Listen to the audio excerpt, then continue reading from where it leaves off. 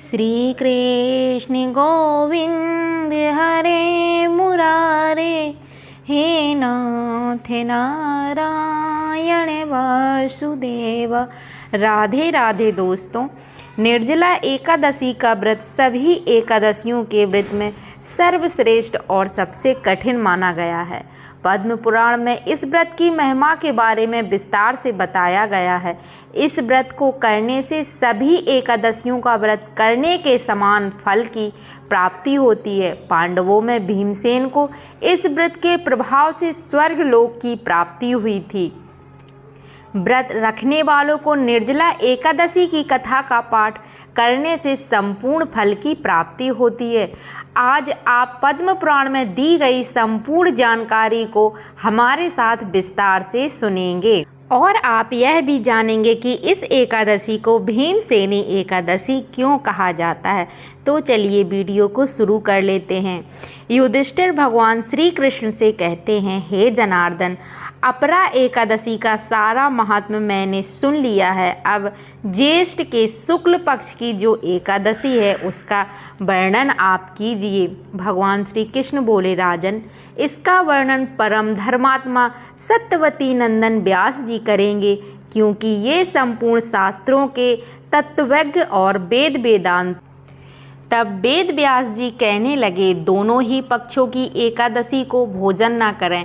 जो कृष्ण पक्ष ज्येष्ठ मास की कृष्ण पक्ष की एकादशी होती है दोस्तों, उसको अपरा एकादशी के नाम से जाना जाता है, और जो एकादशी शुक्ल पक्ष में पड़ती है उस एकादशी को भीमसेनी एकादशी या निर्जला एकादशी के नाम से जानते हैं।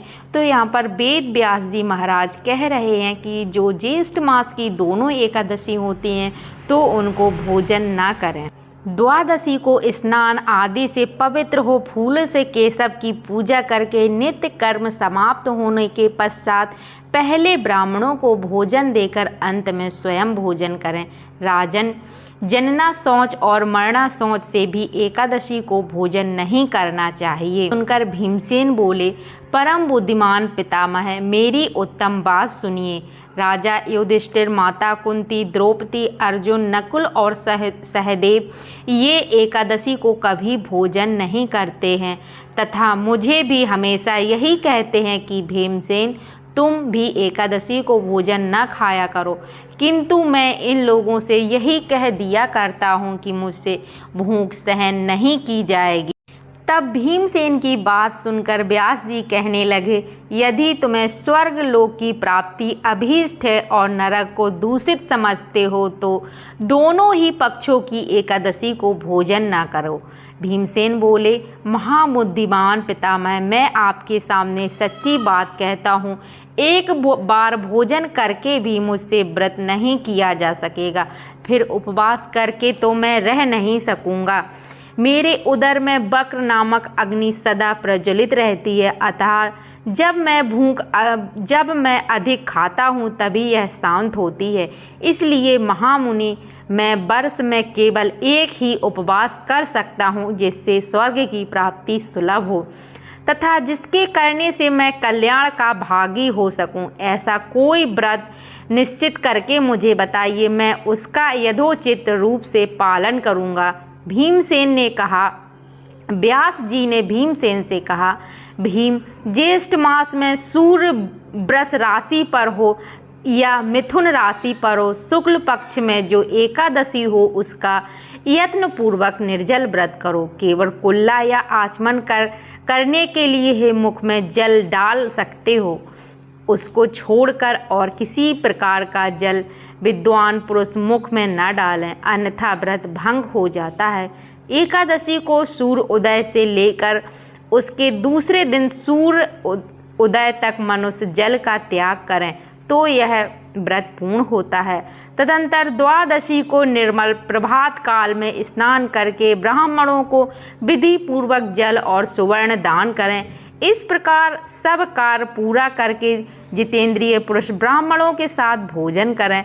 वर्ष भर में जितनी एकादशी होती हैं उन सब का फल निर्जला एकादशी के सेवन से मनुष्य प्राप्त कर लेता है, इसमें तनिक भी संदेह नहीं है।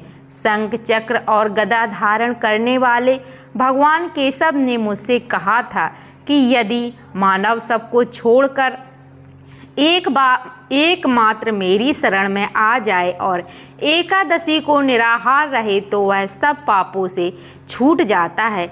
एकादशी व्रत करने वाले पुरुष के पास विशालकाय विकराल आकृति और काले रंग वाले दंड पासधारी भयंकर यमराज नहीं आते हैं। अंतकाल में पीतांबरधारी सौम्य स्वभाव वाले, हाथों में सुदर्शन धारण करने वाले और मन के समान वेगशाली विष्णु दूत आकर इस वैष्णव पुरुष को भगवान विष्णु के धाम में ले जाते हैं। अतः निर्जला एकादशी को पूर्ण यत्न करके उपवास करना चाहिए। तुम भी सब पापों की शांति के लिए यत्न के साथ उपवास और श्री हरि का पूजन करो। स्त्री हो या पुरुष हो, यदि उसने मेरु पर्वत के बराबर भी महान पाप किया हो तो सब एकादशी के प्रभाव से भस्म हो जाता है। जो मनुष्य उस दिन जल के नियम का पालन करता है वह पुण्य का भागी होता है। उसे एक एक पहर में कोटि कोटि स्वर्ण मुद्रा दान करने का फल प्राप्त होता है। सुना गया है मनुष्य निर्जला एकादशी के दिन स्नान, दान, जप, होम आदि जो कुछ भी करता है वह सब अक्षय हो जाता है। यह भगवान श्री कृष्ण का कथन है। निर्जला एकादशी को विधि पूर्वक उत्तम रीति से उपवास करके मानव वैष्णव पद को प्राप्त कर लेता है। जो मनुष्य एकादशी के दिन अन्न ग्रहण भोजन करता है, यह पाप भोजन करता है, इस लोक में वह चंडाल के समान और मरने के बाद दुर्गति को प्राप्त होता है। जो ज्येष्ठ के शुक्ल पक्ष में एकादशी को उपवास करके दान देंगे वे परम पद को प्राप्त होंगे। जिन्होंने एकादशी का उपवास किया है वे ब्रह्म हत्यारे, शराबी, चोर और गुरुद्रोही होने पर भी सब पातकों से मुक्त हो जाते हैं। हे कुंती नंदन, निर्जला एकादशी के दिन श्रद्धालु स्त्री पुरुषों के लिए जो विशेष दान और कर्तव्य विदित हैं सो मैं कहता हूँ, सुनो। उस दिन जल में शयन करने वाले भगवान विष्णु का पूजन और जलमयी धेनु का दान करना चाहिए, अथवा प्रत्यक्ष धेनु या घृतमयी धेनु का दान उचित है। पर्याप्त दक्षिणा और भांति भांति के मिष्ठानों द्वारा यत्न पूर्वक ब्राह्मणों को संतुष्ट करना चाहिए। ऐसा करने से ब्राह्मण स्वयं संतुष्ट होते हैं और उनके संतुष्ट होने पर श्री हरि मोक्ष प्रदान करते हैं। जिन्होंने सम, दम और दान में प्रवृत्त हो श्री हरि की पूजा और रात्रि में जागरण करते हुए इस निर्जला एकादशी का व्रत किया है, उन्होंने अपने साथ ही बीती हुई 100 पीढ़ियों और आने वाली 100 पीढ़ियों को भगवान वासुदेव के परम धाम पहुंचा दिया है। निर्जला एकादशी के दिन अन्न, वस्त्र, गौ, जल, शैया, सुंदर आसन, कमंडलू तथा छाता दान करना चाहिए। जो श्रेष्ठ एवं सुपात्र ब्राह्मणों को जूता दान करता है वह सोने के विमान पर बैठकर स्वर्ग लोक को प्रतिष्ठित होता है, स्वर्ग लोक में जाता है। जो इस एकादशी की महिमा को भक्ति पूर्वक सुनता है तथा जो भक्ति पूर्वक इसका वर्णन करता है वे दोनों स्वर्ग लोक में जाते हैं। चतुर्दशी युक्त अमावस्या को सूर्य ग्रहण के समय श्राद्ध करके मनुष्य जिस फल को प्राप्त करता है वही फल इसके श्रवण से प्राप्त होता है।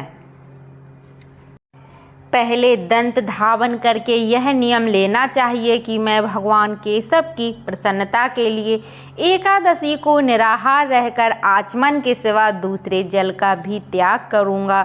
द्वादशी को देव देवेश्वर भगवान विष्णु का पूजन करना चाहिए। गंध, धूप, पुष्प और सुंदर वस्त्रों से विधि पूर्वक पूजन करके जल का घड़ा संकल्प करते हुए निम्न मंत्र का उच्चारण करें। देव देवे हृषिकेश संसार तारणकार उदकुंभ प्रदानेन नय माम परमाम गतिम। संसार सागर से तारने वाले देव देव ऋषिकेश, इस जल के घड़े का दान करने से आप मुझे परम गति प्राप्त कराइए। भीमसेन ज्येष्ठ मास में शुक्ल पक्ष की जो शुभ एकादशी होती है उसका निर्जल व्रत करना चाहिए तथा उस दिन श्रेष्ठ ब्राह्मणों को शक्कर के साथ जल के घड़े का दान करना चाहिए। ऐसा करने से मनुष्य भगवान विष्णु के समीप पहुंचकर आनंद का अनुभव करता है। तत्पश्चात द्वादशी को ब्राह्मण भोजन कराने के बाद स्वयं भोजन करें। जो इस प्रकार पूर्ण रूप से पाप नाशनी एकादशी का व्रत करता है वह सब पापों से मुक्त हो अनामय पद को प्राप्त होता है। यह सुनकर भीमसेन ने इस शुभ एकादशी का व्रत आरंभ कर दिया। तब से यह लोक में पांडव द्वादशी के नाम से विख्यात हुई।